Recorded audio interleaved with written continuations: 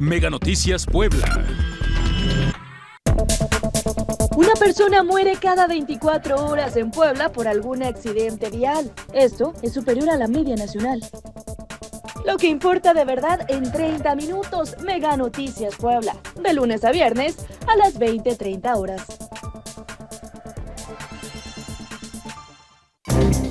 Más allá de la noticia, exponemos a la realidad. Realidad que desglosamos Para ver el contenido de los acontecimientos. Acontecimientos que te impactan. Interesan, afectan. Somos la voz detrás de los detalles. Para llevar cada suceso A fondo. a fondo.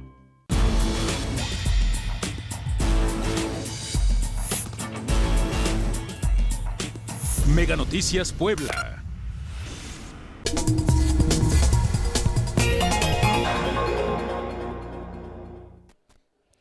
Excelente noche, qué gusto que me acompañas en A Fondo. Muchos temas en la agenda vamos a estar analizando y qué gusto hacerlo contigo, Ale Guillén, justo para hablar literalmente de un panorama tanto internacional como nacional. ¿Qué tal, Lidia? Buenas noches. Hay muchos temas, Ale, que se han generado incluso localmente como internacionalmente, y yo creo que vamos a comenzar con el internacional y esta reunión que se supone que el martes iba a tener Claudia Sheinbaum con Donald Trump, pero al final Donald Trump se tuvo que retirar del G7, esta reunión que había sido convocada por Canadá, que yo creo que también va a ser bueno la reunión que va a tener con Mark Carney, por ejemplo, Claudia Sheinbaum, porque siento que necesitan como un frente fuerte, ¿no? Ante pues, los mensajes que ha hecho Donald Trump y aparte la tensión que existía entre Canadá y México, recordarás con el tema del TEMEC, que mejor México se saliera. Yo creo que podrían hacer este fuerte y quitar o limar asperezas. ¿Cómo lo ves? Oh, sí, en realidad, primero, buenas noches al auditorio. Primero, señalar que no nos olvidemos que la invitación la hizo Mark Carney. Mark Carney. Fue quien hizo la invitación a Claudia Sheinbaum. El primer ministro de Canadá. Y no se nos olvide también el contexto en el que esto se da, en el cual en efecto primero hay estas asperezas que tú ya bien mencionabas hace un momento en las relaciones entre Canadá y México, pero al mismo tiempo cuando llega Donald Trump, ¿verdad?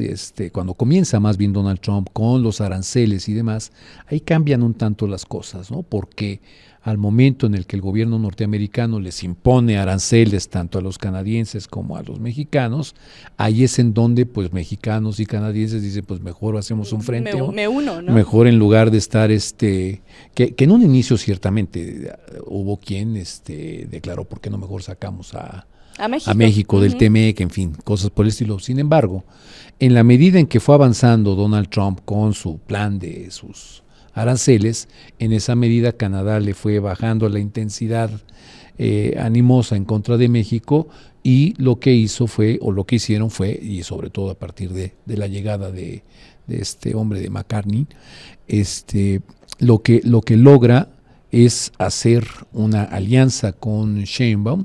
Incluso hay comentarios al respecto de decir, bueno, pues es que tanto México como Canadá pues estamos sufriendo los embates de estos aranceles. Entonces ahí cambia, digamos, la relación, esa relación que parecía áspera en un principio. Sin embargo, a partir de ahí, bueno, pues yo creo que se deriva la invitación que le hacen a Sheinbaum para estar ahí. Entonces, esto es importante señalarlo porque no iba específicamente a hablar con Trump. O sea, era un asunto de rebote. Ajá, o sea, que iba a aprovechar. Te invito, Claudia, para que estés en la reunión van a estar aquí los del G7, y entonces pues aprovecha a hablar con quien tengas que hablar, supongo que así le dijo, y particularmente con el señor Trump, ¿no?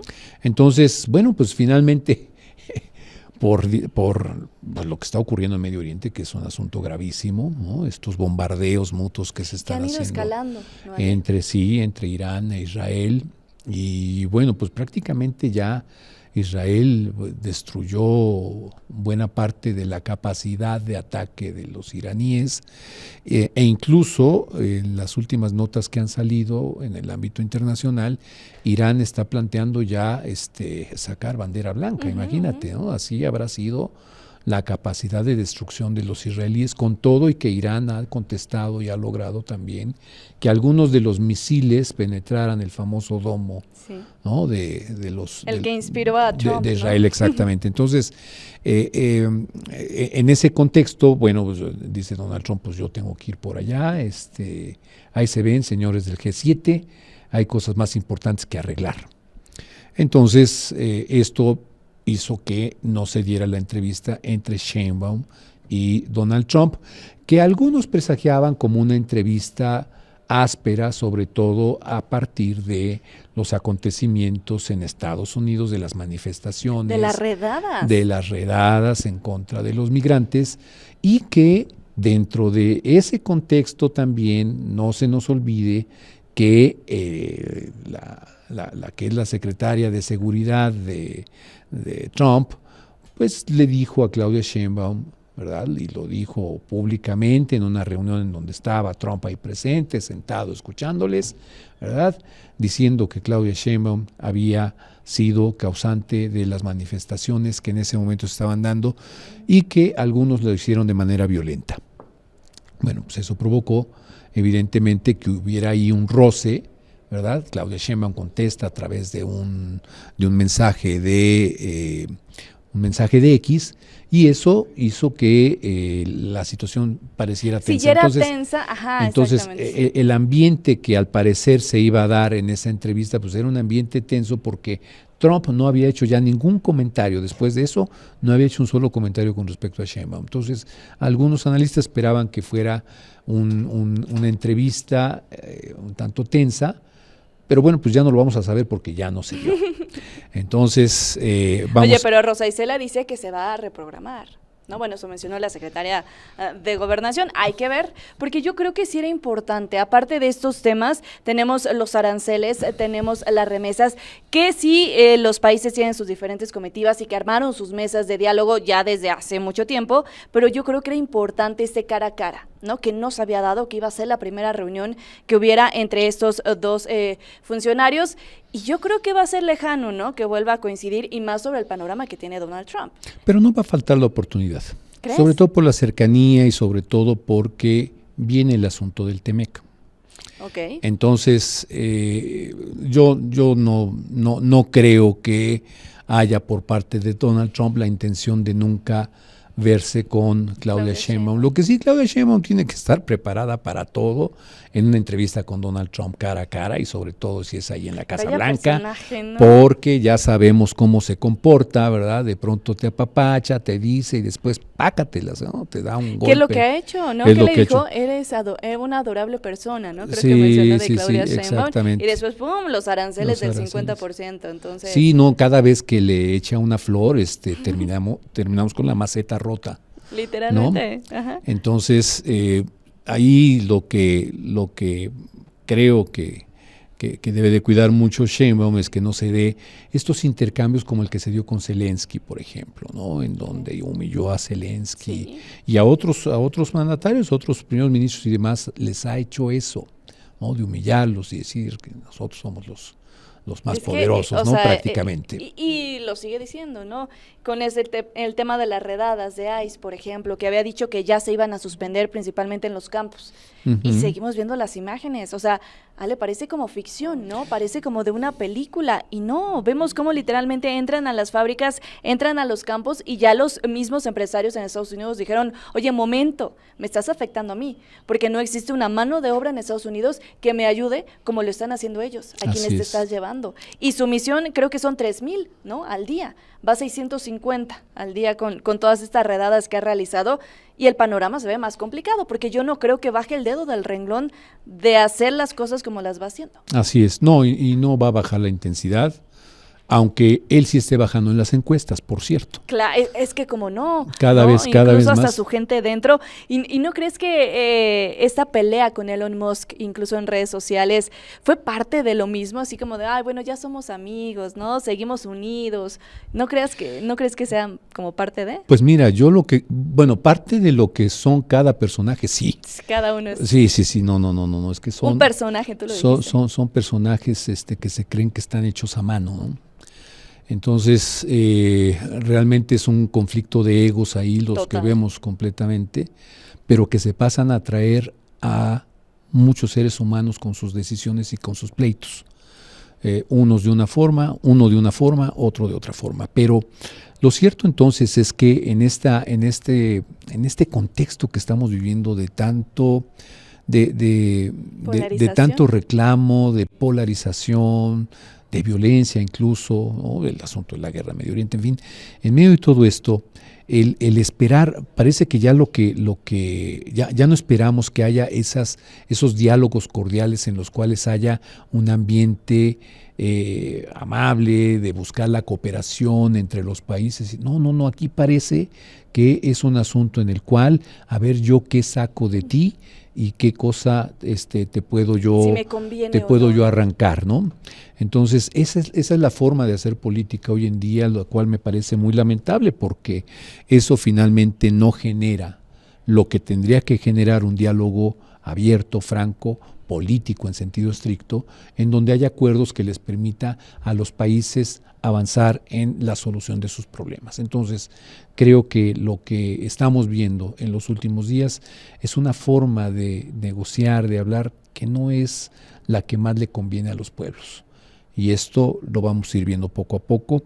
Yo creo que en la medida en que se vayan dando, otra vez se pongan en la mesa el asunto del fentanilo, el asunto de la inseguridad, el asunto de los aranceles, el asunto del TEMEC, etcétera, creo que vamos a ir viendo cada vez más a un Donald Trump ensoberbecido, a pesar de que sabe que en las encuestas va bajando, ¿sí? Y pues vamos a ver a Claudia Sheinbaum, como lo hemos visto en estos días, pues tratando ahí de que no le hagan tanto daño como le han hecho hasta el momento.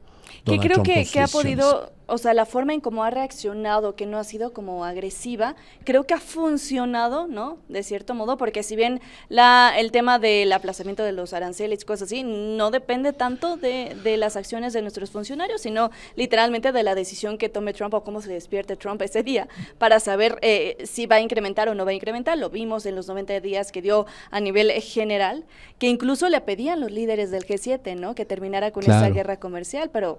Claro, pero esa reacción, esa forma de actuar de Claudia Sheinbaum se acabó el día en que comenzó a decir que vamos a movilizarnos para evitar, vamos a buscar movilizarnos para evitar los aranceles, los impuestos a los migrantes, a las remesas, ¿te acuerdas?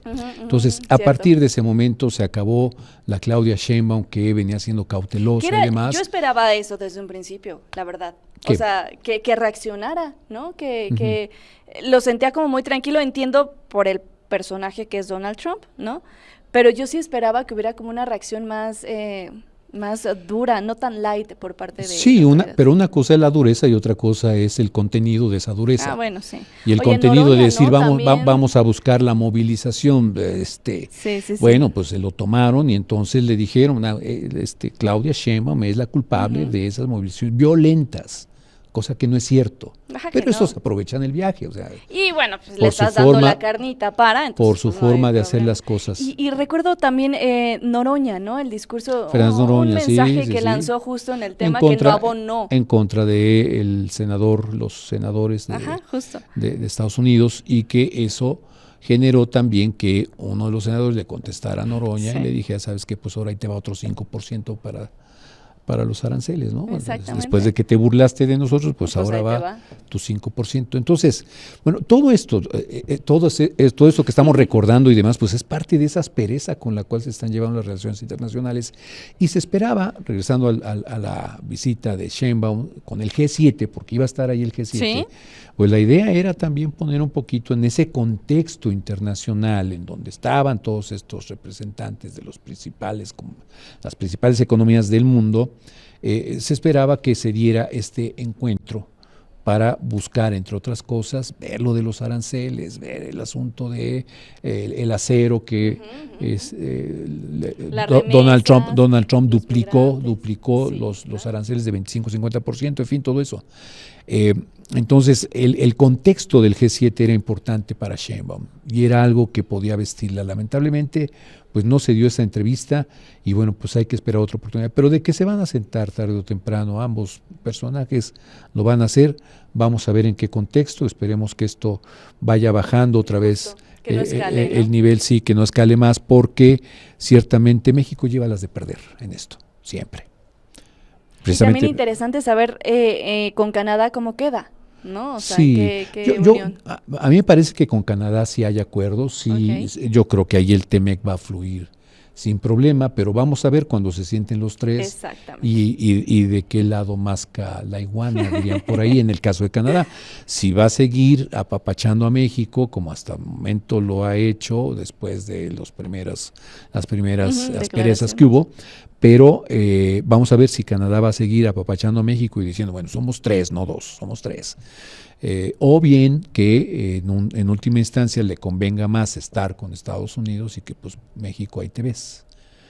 Eso lo vamos a ver. Pero mientras tanto, hasta el momento lo que al menos en el discurso se ha notado es que Canadá pretende jalar a México porque está con México padeciendo los mismos estragos que están teniendo ellos en materia arancelaria. Y lo hemos visto, ¿no? En tema económico. Sí. Bueno, este fue nuestro breve resumen internacional, porque son muchos temas lo que veníamos platicando antes de arrancar el programa, y es que, o sea, podemos empezar con Estados Unidos, pero va casi ligado con el próximo tema del INE, ¿no? Que entrega ya las constancias, que avala las elecciones al Poder Judicial, a pesar de las irregularidades con las que inició, a pesar de que algunos consejeros mencionaban, oye, es que este acordeón fue utilizado porque hay un 80% de similitud en muchos de los resultados, ¿no? Y se denunció en muchas ocasiones, y una participación, lo platicábamos el programa anterior, del 13% para elegir a un funcionario que tiene el poder de decidir y si se hace justicia o no en nuestro país. Un 13%.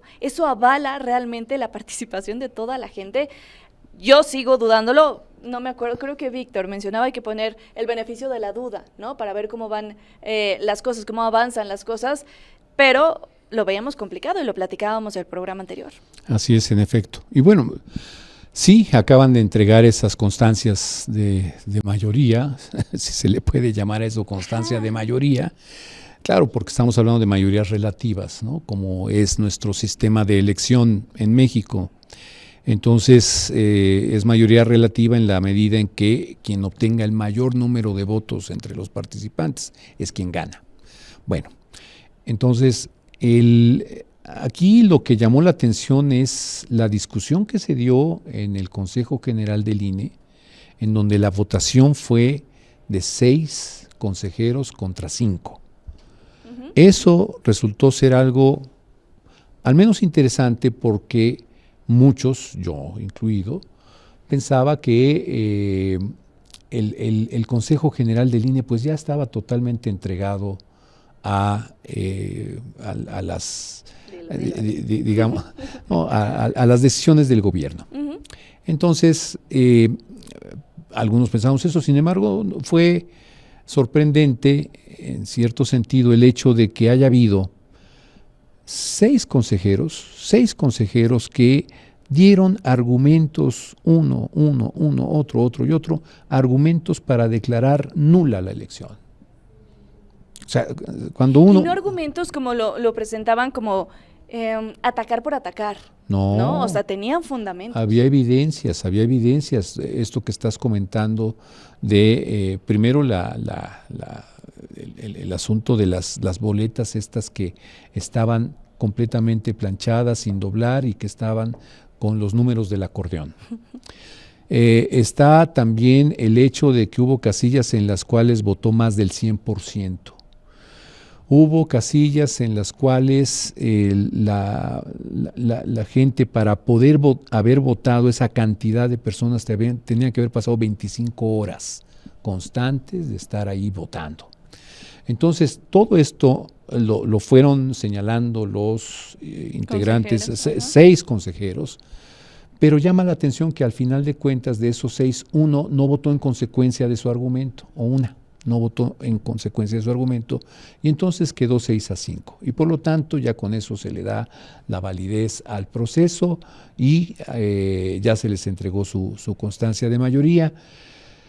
Y bueno, yo la verdad es que beneficio de la duda, cuando tienes muchos elementos en los cuales hay antecedentes de ellos, de no tener experiencia, no tener los conocimientos, por ejemplo, beneficio de la duda a la señora Batres, por ejemplo, yo no tengo beneficio de la duda con ellos, ya sé perfectamente bien cómo se comporta, ya la vimos, no sabe y además es prepotente, ¿no? Al momento de estar allí en la Suprema Corte de Justicia. Bueno, ya sabemos, de ahí yo no espero beneficios. Oye, y es que aparte era no hay como beneficio de la duda ahí. Un cambio, ¿no? Se supone que estábamos buscando, o se estaba buscando un cambio, y fue todo lo contrario, porque seguimos viendo a personajes que estaban anteriormente y que no hicieron su chamba como deberían hacerlo desde un principio. Claro. Entonces, y acabas de nombrar a una de ellas, claro, ¿no? Y que va a permanecer ahí. Y vimos la cantidad de votos. Hay que ver, ¿no? Cómo se va desarrollando, cómo se va instalando. Ale, oye, apenas estábamos con el acusatorio, ¿no? Como implementándolo bien al 100%, y ahora otra vez cambiamos, y creo que eso no abona para nada a lo que se busca combatir, que es una justicia rápida, ¿no? No me acuerdo, eficaz, no me acuerdo expedita. qué tal. Expedita, y aparte quitar ese tema de la corrupción, ¿no? Que creo que estamos muy lejanos a cómo va el panorama. Ale, vamos a una muy breve pausa. Vamos a una pausa. Y volvemos con más. Gracias por estar con nosotros en A Fondo.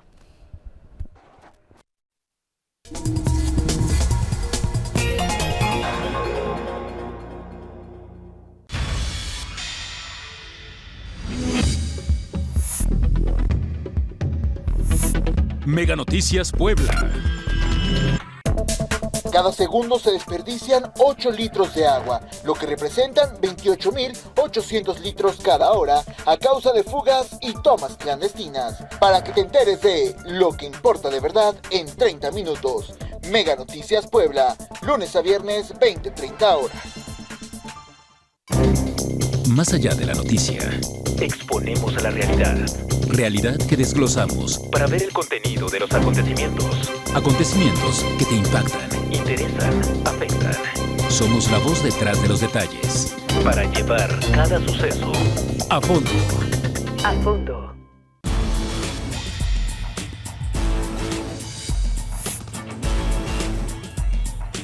Mega Noticias Puebla.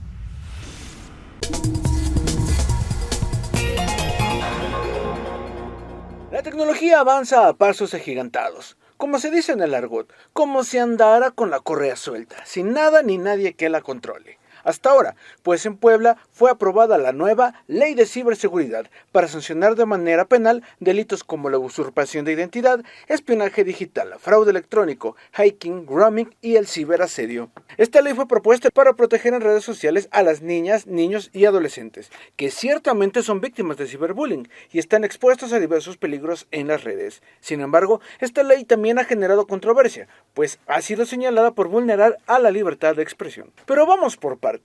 Para saber si es necesaria esta ley, hay que saber cómo está Puebla en el tema. Y para variar, no estamos tan bien.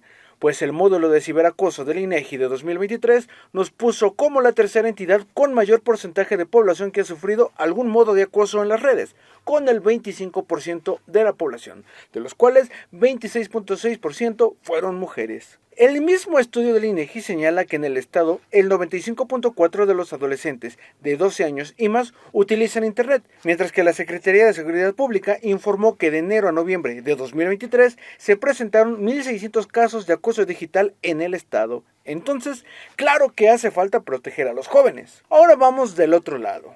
Como todas las buenas ideas que se han presentado por los legisladores, esta también tiene un lado político, donde entre dimes y diretes, oposición y federalismo se enfrascan para atacarse y señalarse unos como víctimas de ciberacoso y otros como aprovechados de la tecnología. Están bien preocupados porque no sabemos qué van a hacer ahora con todos los bots y las granjas de bots que utilizan para desinformar.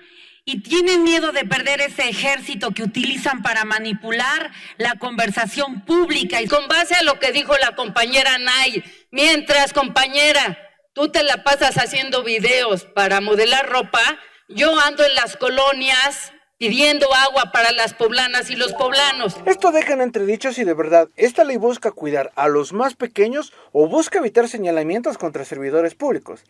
que si bien existen de todo tipo y no todos son correctos, las redes son una herramienta que mantienen cerca a la sociedad de sus gobernantes y es un medio de comunicación directa donde pueden ser exigidos. ¿A quién protege de verdad? Para Mega Noticias, Enrique González. Y regresamos y justo escucharon un poco del tema que vamos a estar analizando a continuación. La ley de ciberasedio. Pati Méndez, tú nos podrás ilustrar mejor. Muchísimas gracias por estar con nosotros en esta mesa, porque hay muchas dudas, hay muchas críticas de cómo se llevó a cabo esta ley aprobada el pasado 13 de junio en el Congreso de Puebla. Fue bastante rápido, ¿no? Cuando considero que hay temas más importantes que deberían estar analizando nuestros diputados, nuestras diputadas, pero para aclarar un poco, ya veíamos la discusión incluso en el pleno de algunas de las diputadas, los argumentos que tenían. Hay una, Delfina Pozos, que mencionaba, que más adelante escucharemos la entrevista, que decía, bueno, sí se tenía que corregir, se tenía que regular, pero hay algunas lagunas que dejan muy ambiguo la toma de decisiones. Pati. Así es, pues agradecerte primero agradecerte la invitación a este importante espacio informativo. Pues sí, como lo señalas, saludar al maestro Lidia. Es la Red Puebla de Periodistas, que es a quien yo represento.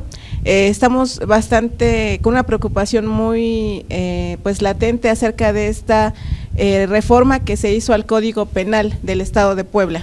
Hay que empezar por poner sobre la mesa que hace algunos meses, si no mal recuerdo, estábamos aquí en esta mesa de análisis hablando sobre otra iniciativa propuesta por un legislador morenista que también trataba de regular la actividad periodística. ¿Por qué cito esto? Porque desafortunadamente pareciera que el partido en el poder, la administración actual, pues no escapa a los otros gobiernos anteriores que han querido hacer o intentar de alguna manera tener, nos parece, un control sobre lo que se pueda decir de ellos o no se pueda decir de ellos. A partir de esta situación, vemos un intento de controlar la crítica, pues es que tenemos esta preocupación acerca de esta reforma al Código Civil del Estado, debido a que se hacen varias modificaciones que a nuestro punto de vista no son claras, no están definiendo ni adentrándose en los términos que se están regulando, y esta falta de definición, esta falta de meterse al fondo de estos términos jurídicos puede dar paso a una criminalización, no solamente de periodistas, de medios de comunicación que trabajamos con información, sino de la ciudadanía en general. Esa es la principal preocupación. Ale. Pues mira, lo que acaba de decir Pati me parece que es el preámbulo necesario para conocer lo que fue esta iniciativa. Y yo lo primero que al momento cuestioné cuando surgió esta iniciativa y después ya se convirtió en ley, lo primero que me llama la atención es que estamos hablando de un espacio en el cual hasta el momento la libertad era prácticamente absoluta, es decir, en el ciberespacio, ¿no? La libertad que teníamos los ciudadanos, los periodistas y demás para decir lo que quisiéramos estaba prácticamente sin tocar. A veces te censuraba X o de pronto el Facebook, que no seguía sus protocolos para poder publicar algo de política, por ejemplo. A mí por ahí me censuraron alguna cosa. Sí. Pero es muy distinto a lo que estamos viendo en este momento, ¿no? Con respecto a la misma ley, y que esto además tiene una dedicatoria, pareciera, ¿no? Independientemente de las imprecisiones que hay, de las ambigüedades que hay en la ley, hay al parecer una dedicatoria, ¿no? Es decir, que hay una serie de espacios, particularmente en X, que utilizan seudónimo o el anonimato para poder hacer crítica, sarcasmo, etcétera, que pues al final de cuentas eso era, por lo menos quienes usamos las redes sociales, algo muy cotidiano, algo de todos los días el ver ese tipo de cosas. Y en mi caso, pues al menos si yo veo alguna nota que es un insulto y demás, la hago a un lado ya, ¿no? Pero este afán del gobierno de decirle a la gente qué sí puedes leer y qué no puedes leer, es algo muy propio de los regímenes autoritarios. Los regímenes autoritarios, los gobiernos autoritarios tienen la característica fundamental de que le dicen a la gente, al pueblo bueno, mira pueblo bueno, esto es lo que tú tienes que leer, y esta cosa no la debes de leer, y como no la debes de leer, voy a prohibir que se publique eso que no debes de leer. Eso es propio de los regímenes autoritarios, el andar, ¿verdad?, como padre regañón o como padrastro, ¿verdad?, el andar viendo a ver qué cosa leemos y qué cosa no leemos y o qué si cosa me opinamos. gusta o no me gusta lo que estás diciendo de mí, exacto, ¿no? Incluso en la entrevista del gobernador mencionaba que esta finalidad de la ley de ciberseguridad, porque así lo menciona él, tiene la finalidad de proteger a las infancias sin intención de limitar la libertad de expresión. No me siento monarca, no me siento virrey. Lo mencionaba el gobernador Alejandro Armenta. Pero creo que quienes más se han levantado la voz justo son los periodistas, ¿no? Y entiendo perfectamente estas cuentas, incluso los discursos que daban algunas diputadas, ¿no? Es que todos los días recibimos estas ofensas, pero creo que se pierde, ¿no? Porque no existe realmente como un límite, es muy ambiguo, ¿no? Es muy subjetivo realmente el que pueda tomar decisión o quien pueda tomar decisión. Y una de las diputadas que justo cuestionaba de la oposición, Delfina Pozos, nos regaló esta entrevista mencionando su punto de vista, ¿no? ¿Qué les parece si la escuchamos? Sí, muchas gracias por el espacio y bueno, es necesario informarle a la ciudadanía. Por supuesto que sabemos que existen muchos delitos digitales a combatir y sí queremos y consideramos necesaria la iniciativa. Sin embargo, lo que no es nos parece correcto, no me parece correcto, es que no se haya retroalimentado y que haya dejado muchos vacíos jurídicos que se pueden prestar a la corrupción y al mal manejo de esta iniciativa con abusos de poder. ¿Por qué? Porque yo decía que no estaba de acuerdo en esto, que no se había discutido, porque el concepto de ciberasedio es totalmente ambiguo, no está definido con claridad y deja margen a interpretaciones muy subjetivas. De hecho, la iniciativa que se aprobó, porque ya se aprobó, tiene muchas deficiencias técnicas y jurídicas.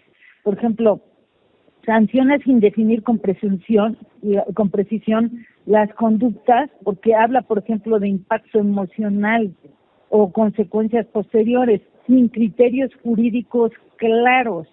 O sea, eso podría usarse como herramienta de censura. Tampoco establece los límites para proteger la libertad de expresión, que es algo muy, muy grave. Siempre las leyes se tienen que hacer protegiendo siempre la libertad de expresión. Hay vacíos técnicos que, repito, son muy graves y no se especifica cómo se manejará, por ejemplo, la evidencia digital ni se garantizan los derechos procesales. También hay que decirlo, no hay capacidades reales para aplicarla, porque en Puebla solo hay 16 policías cibernéticos y se necesitan por lo menos 40. No hay capacitación suficiente a los MPs, a los jueces, a los policías. Pues la verdad es que no están preparados para actuar con conocimiento técnico en estos casos. Todo eso se tendría que hacer antes. Se arriesga la libertad de expresión. Esta ley mal aplicada puede castigar la crítica legítima como si fuera un delito. Esa es una realidad y esa es la preocupación que tenemos, porque nos está acercando una ley mordaza digital y por supuesto que eso no lo podemos permitir, ni como representantes del pueblo ni como defensores de la legalidad. Entonces, nosotros proponíamos que se incluyeran protocolos técnicos claros para la investigación de delitos digitales, que se garantizara la capacitación obligatoria para los MPs, para los jueces y los policías en evidencias digitales, que se incorporaran candados legales que protejan realmente la libertad de expresión y que esta ley no se permitiera, se evitaran abusos. Y justo mencionaba que sí había que regularse, ¿no? Que eso sí quedaba claro, y el tema de la protección a los menores, pero justo estas lagunas que mencionabas, justo estos vacíos que todavía no nos quedan claros. Ahora nos dicen que va a haber unos foros, pero ¿no era antes? ¿No? Así es, pues mencionar al auditorio para que tenga un marco de lo que estamos hablando. La ley, ahora ya ley que entró en vigor a partir del viernes pasado, dice que el delito de ciberasedio es quien insulte, injurie, ofenda, agravie o veje a otra persona con la insistencia suficiente para causarle un menoscabo importante en su salud. Insistimos en que hay en este renglón hay un vacío en cuanto a la definición de los conceptos. La Comisión Interamericana de Derechos Humanos señala, por ejemplo, que la libertad de expresión no solamente en términos coloquiales debe tener halagos, o buenas expresiones hacia alguna persona.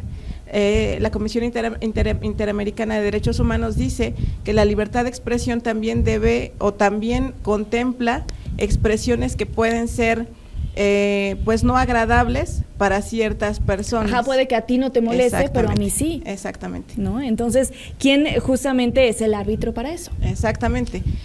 Si al legislador X o al gobernante X le pareció que la expresión que yo dije en algún momento menoscaba su salud, entonces yo sería candidata acreedora a una sanción de cárcel. ¿Hasta cuánto es? De hasta 3 años de cárcel. Ese es el riesgo tan importante que vemos al no estar definidos los conceptos y al asumirse tan a la ligera en un código penal del Estado. Y la sanción está completamente desproporcionada. Exactamente. O sea, alguien puede, en medio de tantos medios y tantos seudónimos, tantos anonimatos, etcétera, pues alguien que por ahí a lo mejor sí da su nombre y dirección, ¿verdad? Y le mienta a la madre a alguien, oye, te voy a meter 3 años a la cárcel, es un despropósito, creo yo. Pero además, lo que comentabas hace un momento, Lidia, ¿quién va a ser el árbitro que va a medir la intensidad y todo esto que señalan en el artículo que acabas de leer? ¿Quién va a medir todo eso? ¿Quién va a decir si en efecto ya son tantas veces que ya amerita una sanción? Tantas veces, ¿cuáles son? ¿No? ¿Cuál es la intensidad? ¿En dónde? ¿Quién lo va a medir? ¿Hasta dónde algo es un insulto? ¿Hasta dónde no? Exactamente. En fin, el sarcasmo, por ejemplo, para muchos puede ser insultante, para otros puede ser pues motivo de... O aparte ese día puede que estés más sensible que normal, exacto, entonces lo tomas como agresión. Exacto. Y a mí me da curiosidad el tema, sí, 3 años de prisión, pues ya vieron cómo están las cárceles, no, o sea, poniéndolo también sobre la mesa, y es algo que se ha discutido y que van a crear otros cerezos que al final, pues hasta el momento no tenemos nada claro, pero creo, desde mi punto de vista, que fue como muy improvisado, sí ante un problema, que si el latente en tema de ciberacoso, que lo vemos, y las denuncias y los datos que han sacado autoridades, sí lo hay. O sea, no, es real, ¿no?, lo que ocurre. Pero ya como meterte a temas subjetivos, no sé, me suena como al debate de la pena de muerte, ¿no? O sea, ¿quién realmente va a ser el que tome la decisión cuando ocurren esos casos? Ahora, en este caso, pues, ¿quién es el árbitro? Estamos viendo que se está protegiendo a un cierto sector, que no está a gusto con las críticas que se les están dando, ¿no? Así es. Y esta parte, como bien lo señalas, acerca de que no habría quien tendría, digamos, la ética o qué se necesitaría para ser un árbitro y poder decir quién... Que fuera imparcial aparte, ¿no? Exactamente, quién es meritorio o quién no es meritorio de esta sanción. Es ahí en donde la ley tiene riesgo de que se pueda criminalizar las críticas y por ende el trabajo de los medios de comunicación, que es precisamente poner el dedo en la llaga.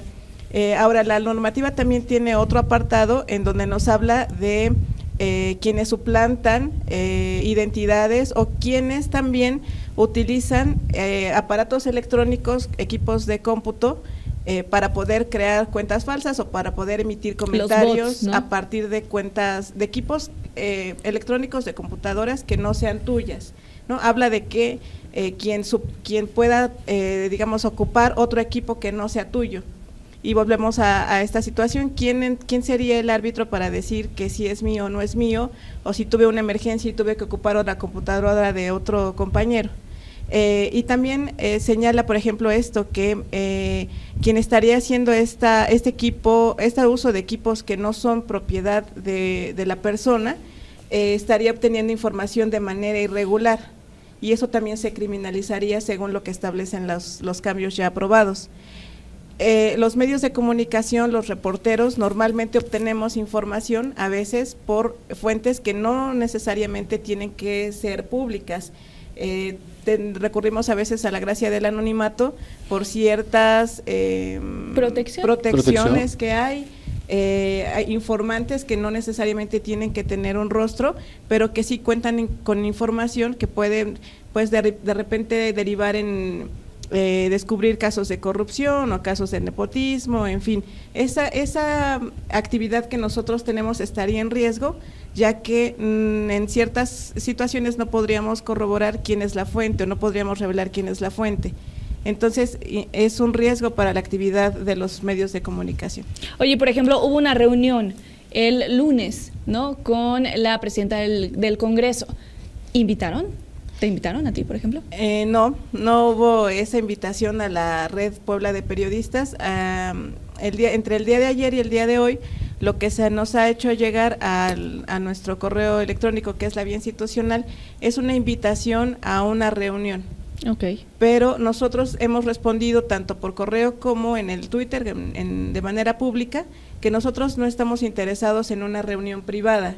Lo que nosotros pedimos es que se haga un foro de discusión público en donde puedan participar especialistas en materia de comunicación, particularmente señalamos a la organización Artículo 19 que pudiera estar presente, y que este foro sea público y se pueda discutir, y que a partir de ahí se hagan cambios a la legislación.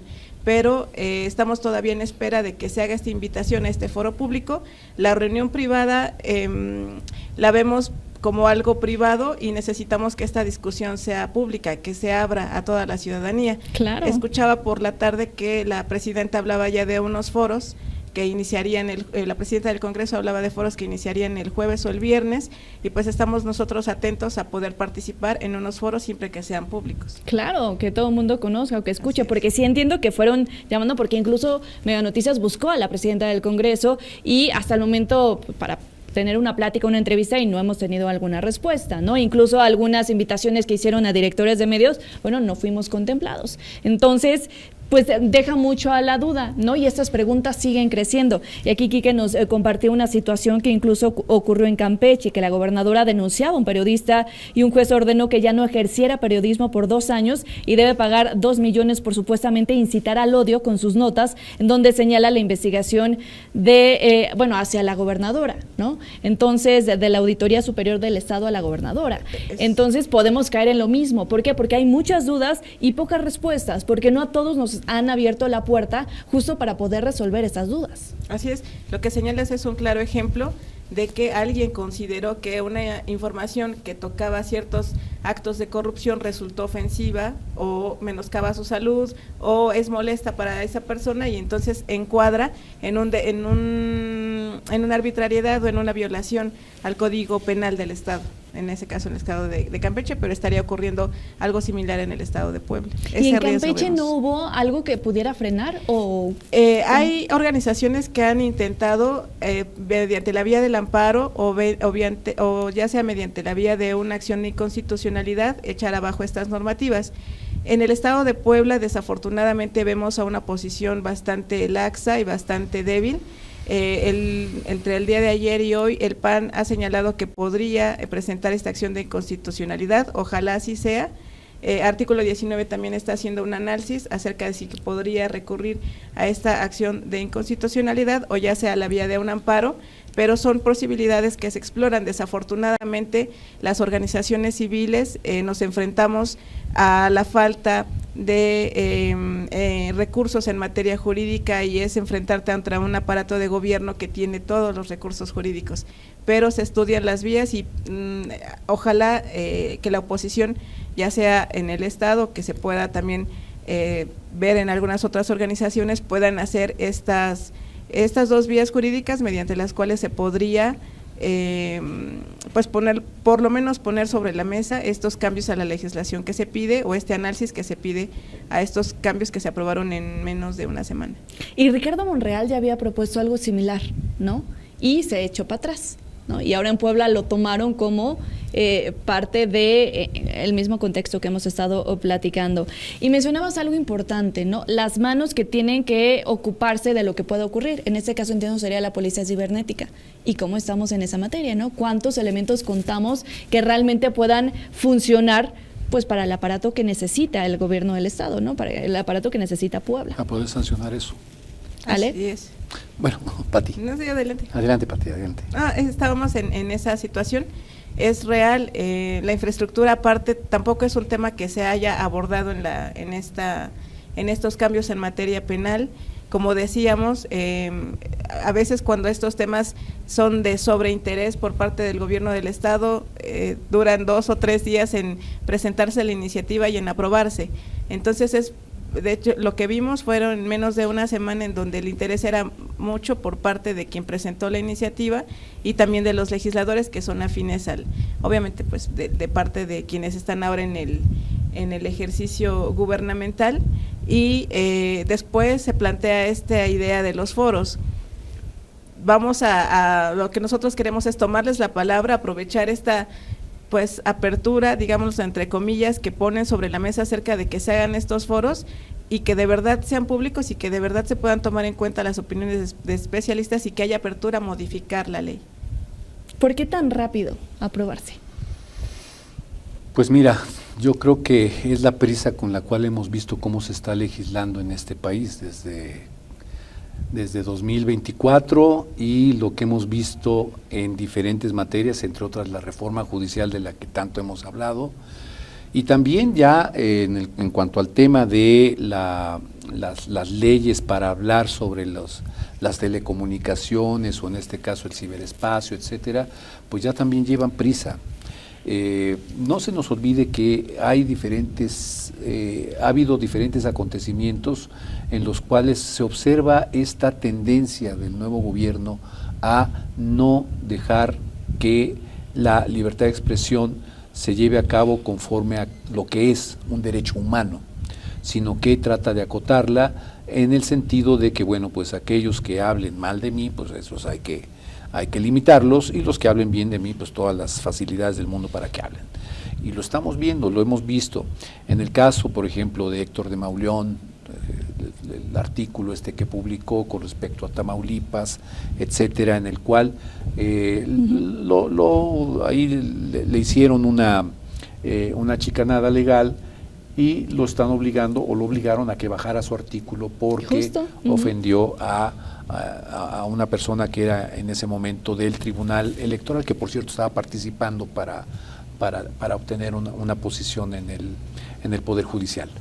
El caso de Campeche, ¿no? Por ejemplo, es otro aviso.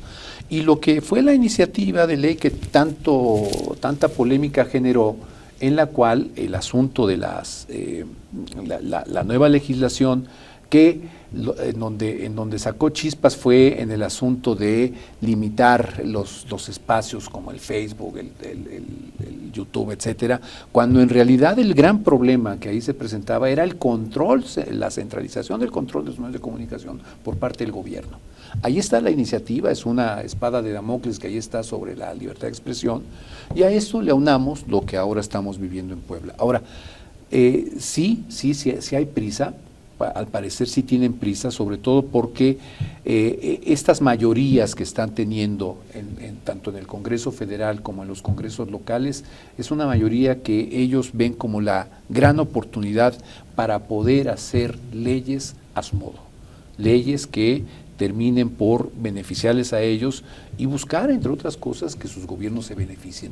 Entonces, esa es la prisa, ciertamente, y por otra parte, creo que el otro problema que hay que ir viendo con respecto a esto es hasta dónde estas limitaciones a la libertad de expresión no le van a costar al mismo gobierno en lo que se refiere a la efectividad de gobierno. ¿A qué me refiero? Esto que decían de las policías y demás, cibernéticas, etcétera, que no tienen mucha chamba con respecto a todo lo que se da todos los días con respecto a los fraudes, etcétera, las extorsiones, en fin, los secuestros express, ¿no se dan por esa vía del ciberespacio? Sí, que claro. no tienen mucho trabajo al respecto y todavía van a ser la de sensores de torquemadas del siglo XXI, ¿no? Vigilándonos a ver qué cosa decimos o qué cosa no decimos en las redes sociales. Creo que uno de los grandes problemas que tienen en términos generales los gobiernos mexicanos, no es el único, pero sí uno de los que más han exhibido ese problema de la falta de efectividad al momento de legislar. Es decir, legislan, hacen leyes en las cuales el propio Estado no tiene la capacidad para hacerlas cumplir. Entonces, ¿para qué legislamos una cosa así, al vapor, sin tener tampoco esa capacidad? ¿En dónde van a tener esa capacidad? Pues a quien me caiga mal o quien en ese momento escribió en mi contra, ¿verdad? Y esta cuenta, ya sabemos quién es, en fin, es contra ellos a los que va a dedicar. Por eso decíamos al inicio, esta ley tiene dedicatoria, y es una dedicatoria muy franca para todos aquellos que a través del anonimato hagan críticas al gobierno. Porque creo que inició con una crítica hacia la titular de Deporte y Juventud, Así ¿no? es. O sea, era una crítica que no venía al caso, ¿no? Ponerlo sobre la mesa, y justo es este perfil donde no sabemos quién es realmente el que está detrás de, y ahí inicia todo. La aldea poblana, ¿no? La aldea poblana, Bueno, pero ¿quién está yo de la detrás? aldea poblana, yo no tenía ni idea quién era la aldea poblana. Normalmente Y hacen sus tipos de comentarios, ¿no? gracias a esto me enteré que existe la aldea poblana. Ok. Y ahora ya lo sigo. Toda crisis es oportunidad. Pero fíjense todo lo que ha provocado precisamente el hecho de tratar de hacer este tipo de censuras. O sea, finalmente las cosas que terminan por ser una censura, pues provoca la curiosidad de la gente, independientemente de que se lo prohíbas o no. Y esto lo vemos cada vez que se prohíbe algo. Un claro ejemplo. Cada vez que se prohíbe algo, inmediatamente la gente va a buscar eso que está prohibido. Como decía Víctor Iturbe, el pirulizo y lo prohibido, así igualito, ¿no? Lo buscan, ¿verdad? Y van haciendo de ello incluso los mercados negros. Pero bueno, entonces creo que el punto principal aquí que quería resaltar es, si en realidad el Estado tiene la capacidad para, además de toda la chamba que tiene, para ir viendo todos Súmale los otros esto. delitos, Ajá. súmale ahora que lo único que va a hacer es que de manera selectiva va a aplicar esa ley. Creo yo, por ahí va. Y una ley que es selectiva no es ley. Eso es un abuso de poder. Sí.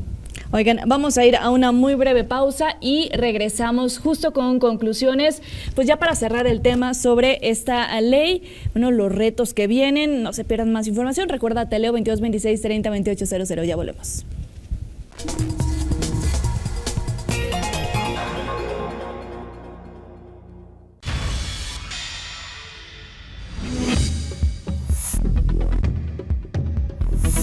Mega Noticias Puebla. Cada segundo se desperdician 8 litros de agua, lo que representan 28.800 litros cada hora a causa de fugas y tomas clandestinas. Para que te enteres de lo que importa de verdad en 30 minutos. Mega Noticias Puebla, lunes a viernes 20-30 horas. Más allá de la noticia. Exponemos a la realidad. Realidad que desglosamos. Para ver el contenido de los acontecimientos. Acontecimientos que te impactan. Interesan, afectan. Somos la voz detrás de los detalles. Para llevar cada suceso A fondo. a fondo.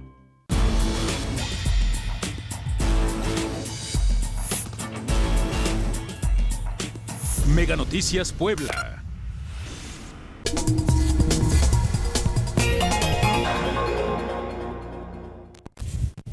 Listo, regresamos ya, último bloque, conclusiones. Pati, principales retos si esto se queda así. Y bueno, esperando que se hagan los foros, pues entiendo que no va a haber un cambio, entonces ¿de qué serviría? Insistir en es muy preocupante esta situación, porque en caso de que no haya cambios, en caso de que la legislación se quede como ya se aprobó el pasado viernes, hay un riesgo no latente, sino tangible, de que en el estado de Puebla esta ley tan ambigua dé paso a la criminalización de la información, ¿no? De paso a la criminalización de personas que intentan o que en algún ejercicio de libertad de expresión no se les permita hacer una crítica. ¿Por qué? Porque si algún actor político se dice lastimado, amedrentado de manera subjetiva, entonces esta persona podría ser sancionada con cárcel. Ese es el gran riesgo de que las cosas y de que estos cambios al Código Penal se queden tal cual están. Ojalá haya una vista al sentido común, tanto por parte de los legisladores como por parte del gobierno del Estado, que es el grupo en el poder actualmente, acerca de que al final a los gobiernos siempre también les cobran factura el no ser receptivos con las críticas. Al final siempre también la ciudadanía les cobra factura. Entonces, ojalá no pierdan la perspectiva si ellos están impulsando este tipo de pues actos de censura, como nosotros lo vemos, al final también será contraproducente para ellos, ¿no? No solamente para quienes están sufriendo o quienes sufrirán cárcel por hacer alguna crítica, sino también el costo político. Ojalá no lo pierdan de vista y que también es importante y tendrían que tomarlo en cuenta. Insistir por parte de la Red Puebla de Periodistas en estos foros, por lo menos que se hagan públicos, que la ciudadanía sepa acerca de lo que se está discutiendo en este momento en el Estado de Puebla y de la importancia de estos cambios en el Código Penal. Es muy importante que nosotros desde la sociedad civil, no solamente las organizaciones en este caso que defendemos a los periodistas, a los comunicadores, sino que la gente en general se inmiscuya, se informe y pueda también ejercer presión para que este tipo de legislaciones, cambios, no sean persecutorios y que no corten la libertad de expresión. Y justo poniéndonos ya en el caso de que acusan a uno, hacen la denuncia y el tema de las sanciones, ¿no? Ahora, como estamos con el Poder Judicial, ¿qué pasaría con los amparos, Ale? No, mira. ¿Cómo sería todo el proceso? No, realmente es una situación muy delicada, sobre todo para garantizar los derechos humanos, para garantizar la libertad de expresión y para garantizar el derecho a la información. Creo que parece un cóctel explosivo que acabas de mencionar, cuando tú juntas lo que acaba de ser la reforma al Poder Judicial, que todavía falta la parte local, la parte del Estado. Apenas llevamos la parte federal y todavía falta un tramo que se va a cubrir en 2027. Pero sí esta mezcla en donde hay un nuevo Poder Judicial, en donde estamos viendo que el grueso de las posiciones son gente muy cercana al régimen, muy cercana al gobierno, muy cercana a los liderazgos que ahí están incrustados, tanto en el Poder Ejecutivo como en el Legislativo, etcétera, en la administración pública misma, junto con este deseo por hacer las leyes rápido y que terminan por ser leyes mal hechas, como bien ya Pati lo ha expuesto.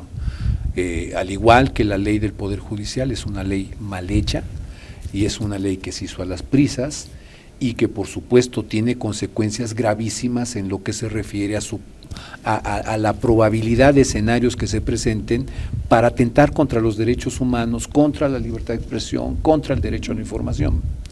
Entonces, ¿qué es lo que yo por lo menos pediría de manera responsable, atenta y demás?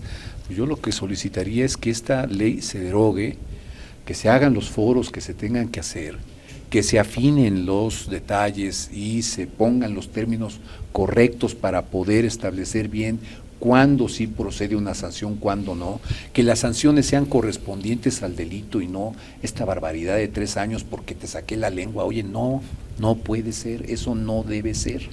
Entonces, tiene que o derogarse la ley o hacer las reformas correspondientes, aunque la acaban de hacer, no sé cómo vaya ya a ser fue el publicada procedimiento. incluso, ¿no? Ahí ya no sé cuál es la mecánica jurídica que vayan a hacer, porque lo están haciendo al revés. Esto de los foros tenía que haberse hecho antes. Y vamos a ver si hacen los foros, porque esto que dices, Pati, de que lo están citando de manera particular para explicarte las bondades de su ley,